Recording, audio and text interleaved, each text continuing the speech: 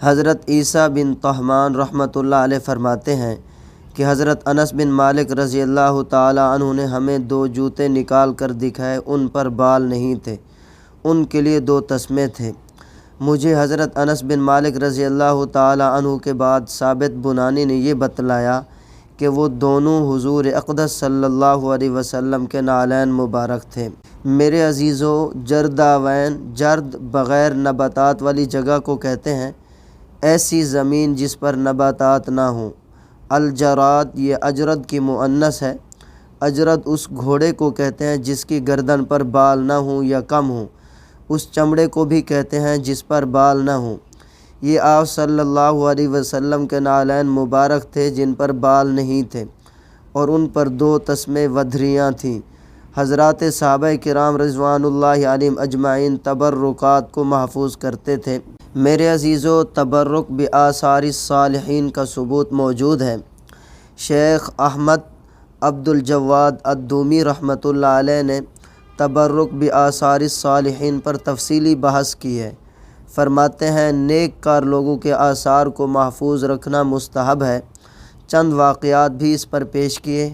Number 1، حضرت انس بن مالک رضی اللہ تعالی عنہ سے روایت ہے، آپ صلی اللہ علیہ وسلم جب صبح کی نماز پڑھا لیتے تو بعض اوقات مدینہ کے خدام پانی کا برتن لاتے، فما یؤتی بإناء الا غمس یدہ فیہا، آپ صلی اللہ علیہ وسلم اپنا ہاتھ مبارک اس میں ڈال دیتے تاکہ وہ بابرکت ہو جائے، خواہ کتنی ٹھنڈک کیوں نہ ہو۔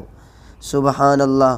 دوسرا واقعہ مسلم شریف میں ہے کہ آپ صلی اللہ علیہ وسلم نے ایک حج کیا اور 4 عمرے کیے۔ ایک عمرے میں بال کتروائے، باقی 3 میں بال منڈوائے۔ فما یریدون ان تقع شعرۃ الا فی ید رجل۔ صحیح مسلم میں باب قرب النبی صلی اللہ علیہ وسلم من الناس وتبرکہم بہ۔ خلاصہ یہ ہے، صحابہ کرام رضوان اللہ علیہم اجمعین کسی بال کو زمین پر نہیں گرنے دیتے تھے، ہتھیلی پر لے لیتے تھے۔ عمدۃ القاری میں ہے، حضرت خالد بن ولید رضی اللہ تعالی عنہ کی ٹوپی یمامہ کی لڑائی میں گر گئی، فسقطت عنہ یوم الیمامہ۔ فتح پانے کے بعد دشمن کے لشکر میں گھس گئے کہ کہیں یہ ٹوپی مشرکین کے ہاتھ نہ چڑھ جائے، کیونکہ اس میں حضور اقدس صلی اللہ علیہ وسلم کا بال مبارک سلا ہوا تھا۔ جب آپ صلی اللہ علیہ وسلم نے عمرہ کیا تھا تو خالد بن ولید رضی اللہ تعالی عنہ نے اس موقع پر بال لیا تھا۔ سبحان اللہ۔ یہ تھی حضور صلی اللہ علیہ وسلم کے بال مبارک سے کس قدر محبت۔ حضرت جابر بن سامرہ رضی اللہ تعالی عنہ فرماتے ہیں تقریباً 1000 نمازیں آپ کے پیچھے پڑھیں اور 100 مجالس میں شریک ہوئے۔ فرماتے ہیں کہ مغرب کی نماز کے بعد آپ صلی اللہ علیہ وسلم مسجد سے نکلے، فاستقبلہ ولدان، بچے سامنے آ گئے۔ ہر بچہ کی یہ خواہش تھی کہ اللہ کے نبی صلی اللہ علیہ وسلم ہم پر ہاتھ پھیریں۔ وَأَمَّا أَنَا فَمَسَحَ خَدِّي، میری سعادت میں تھا کہ آپ صلی اللہ علیہ وسلم نے دونوں ہاتھوں سے میرے دونوں رخساروں پر ہاتھ پھیرا۔ میں نے آپ صلی اللہ علیہ وسلم کے ہاتھوں کی ٹھنڈک محسوس کی، اس میں ایسی خوشبو تھی کأنما اخرجها من جونۃ عطار، گویا کہ عطر کی ڈبیا سے ابھی آپ صلی اللہ علیہ وسلم نے اپنا مبارک ہاتھ نکالا ہے۔ سبحان اللہ۔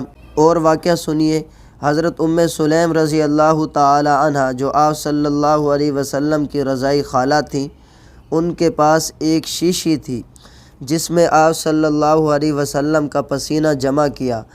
آپ صلی اللہ علیہ وسلم نے پوچھا یہ کیا کر رہی ہو یا ام سلیم ما ھذا الذی تصنعین، تو کہنے لگی یہ آپ کا پسینہ ہے، میں اپنی خوشبو میں اس کو ملاؤں گی۔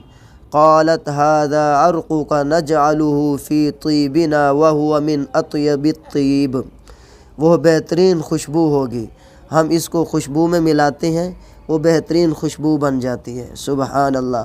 چھٹا واقعہ سنیے، حضرت ام سلمہ رضی اللہ تعالی عنہ کے پاس چاندی کی ایک نلکی تھی، کوئی بیمار اگر پانی لاتا اس میں بال مبارک ڈال دیتی تھی، اس سے مریض شفا یاب ہو جاتا تھا، نظر بد دور ہو جاتی تھی۔ سبحان اللہ۔ ساتواں واقعہ، محمد بن سیرین نے ابو عبیدہ تابعی سے کہا کہ مجھے حضرت انس بن مالک رضی اللہ تعالی عنہ سے بال مبارک ملا ہے، تو ابو عبیدہ رحمۃ اللہ علیہ نے کہا کہ حضور اقدس صلی اللہ علیہ وسلم کا منہ مبارک دنیا اور اس کی تمام چیزوں سے زیادہ محبوب ہے۔ سبحان اللہ۔ آٹھواں واقعہ میرے عزیزو، کتاب رونق المجالس سیرت کبریٰ میں ایک واقعہ ہے کہ بلخ میں ایک تاجر تھا، اس کے پاس آپ صلی اللہ علیہ وسلم کے 3 منہ مبارک تھے، بال مبارک تھے، پھر وہ فوت ہو گیا۔ اس کے 2 بیٹے تھے، تو وراثت کی تقسیم ہوئی، ایک بال مبارک ایک کے حصے میں آیا، دوسرا بال مبارک دوسرے کے حصے میں آیا۔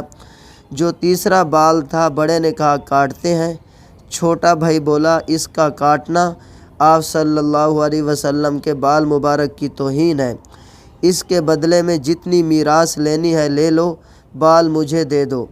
اس نے کہا یوں کر لو، یہ تینوں بال مبارک تم لے لو اور ساری میراث مجھے دے دو۔ اس نے کہا یہ سودا سستا ہے، بال مبارک مجھے دے دو اور یہ سارا مال میرا لے لو۔ اب اس چھوٹے بھائی نے آپ صلی اللہ علیہ وسلم کے تینوں بال مبارک اپنے پاس محفوظ کر لیے اور اپنی ساری میراث، ساری جائیداد بھائی کو دے دی۔ میرے عزیزو، مرور زمانہ کے ساتھ چھوٹے بھائی کی جھولی اللہ تعالیٰ نے برکتوں سے بھر دی اور بڑے بھائی کا مال ختم ہو گیا اور قلاش ہو گیا۔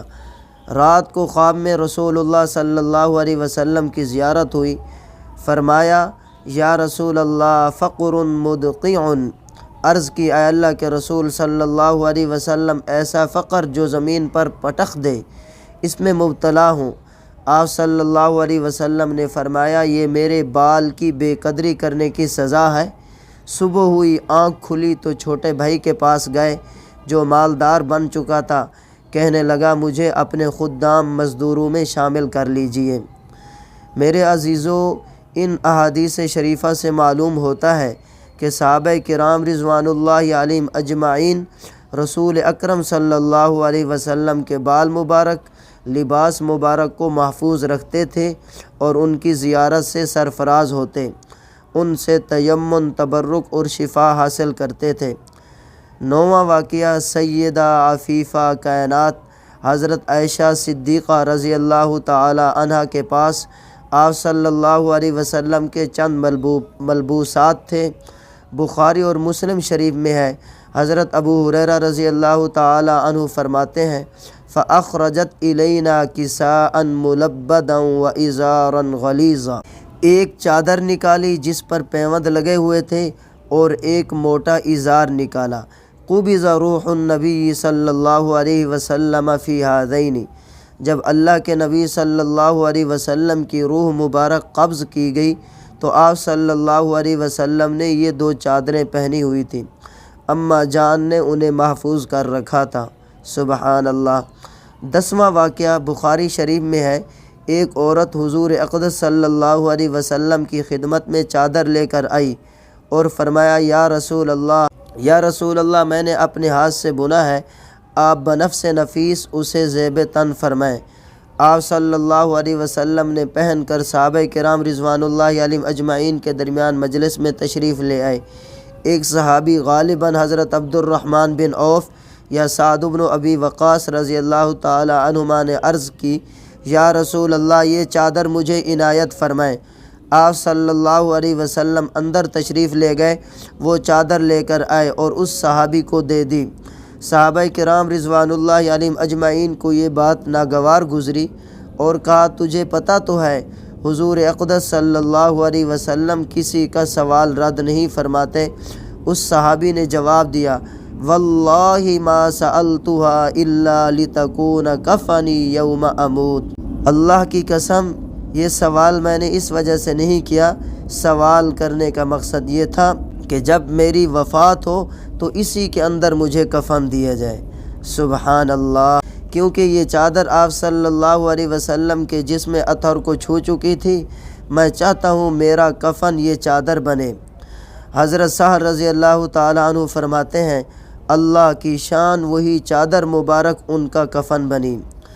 11واں واقعہ سنانا چاہتا ہوں۔ حضرت امام مالک رحمۃ اللہ علیہ کے پاس 3 بال مبارک تھے۔ جب وصال ہونے لگا تو وصیت فرمائی کہ ایک بال مبارک میری دہنی آنکھ میں اور دوسرا بال مبارک میری بائیں آنکھ میں اور تیسرا بال مبارک میرے منہ پر رکھ دینا۔ چنانچہ ایسا ہی کیا گیا۔ میرے عزیزو، 12واں واقعہ اسی طرح کا قصہ سیدنا معاویہ رضی اللہ تعالی عنہ کے بارے میں آ رہا ہے، لیکن وہاں بال اور ناخن مبارک کا ذکر ہے۔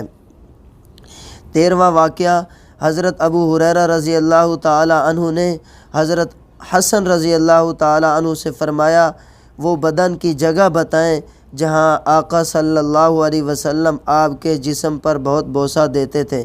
انہوں نے ناف کی جگہ بتائی۔ حضرت ابو ہریرہ رضی اللہ تعالی عنہ نے تبرکاً اس جگہ کا بوسہ لے لیا۔ سبحان اللہ۔ میرے عزیزو، 14واں واقعہ حضرت ثابت بنانی رحمۃ اللہ علیہ جو شاگرد رشید ہیں حضرت انس بن مالک رضی اللہ تعالی عنہ کے، یہ حضرت انس بن مالک رضی اللہ تعالی عنہ کا ہاتھ نہیں چھوڑتے تھے جب تک چوم نہ لیتے تھے، اور فرماتے تھے یدن مست ید رسول اللہ صلی اللہ علیہ وسلم، یہ وہ ہاتھ ہے جس نے رسول اللہ صلی اللہ علیہ وسلم کو چھوا ہوا ہے۔ سبحان اللہ۔ 15واں واقعہ حضرت ابو عبداللہ رضی اللہ تعالی عنہ فرماتے ہیں کہ میرے دادے کے پاس نبی اکرم صلی اللہ علیہ وسلم کا لحاف تھا۔ جب عمر بن عبدالعزیز خلیفہ بنے، وہ لحاف منگوایا، زیارت بھی کی اور چہرے پر بھی پھیرا۔ سبحان اللہ۔ 16واں واقعہ سیدہ اسماء بنت ابی بکر الصدیق رضی اللہ عنہ کے پاس رسول پاک صلی اللہ علیہ وسلم کا جبہ مبارک تھا، اس کو دھو کر بغرض شفا بیماروں کو پانی پلایا جاتا، اللہ جل شانہ کے امر سے شفا ملتی تھی۔ سبحان اللہ۔ میرے عزیزو، 17واں واقعہ خلافت ترکیہ 1914 عیسوی کے زمانے میں جب جنگ چھڑی تو علماء دیوبند رحمہم اللہ نے بہت بڑی رقم اکٹھی کر کے خلافت عثمانیہ کو پہنچائی، جس کے شکریہ میں خلافت کے وزراء نے وہ رومال جس میں آپ صلی اللہ علیہ وسلم کی قمیض مبارک لپٹی ہوئی تھی اور علامہ قسطلانی رحمۃ اللہ علیہ کی شرح بخاری بطور ہدیہ کے دارالعلوم دیوبند میں بھیجی، جس کی ہر سال کے اختتام پر بطور تبرک زیارات کرائی جاتی تھیں۔ سبحان اللہ۔ میرے عزیزو، خلاصہ یہ ہے، تبرک بآثارہ الصالحین میں اتنا مبالغہ نہ کرنا کہ درجہ غلوب میں پہنچ جائے، ان کی عبادت شروع ہو جائے، یہ درست نہیں ہے، کیونکہ عبادت صرف اللہ تعالیٰ کے لیے ہے، نفع اور نقصان کا مالک وہی ہے، یہ چیزیں ایک ذریعہ اور واسطہ ہیں۔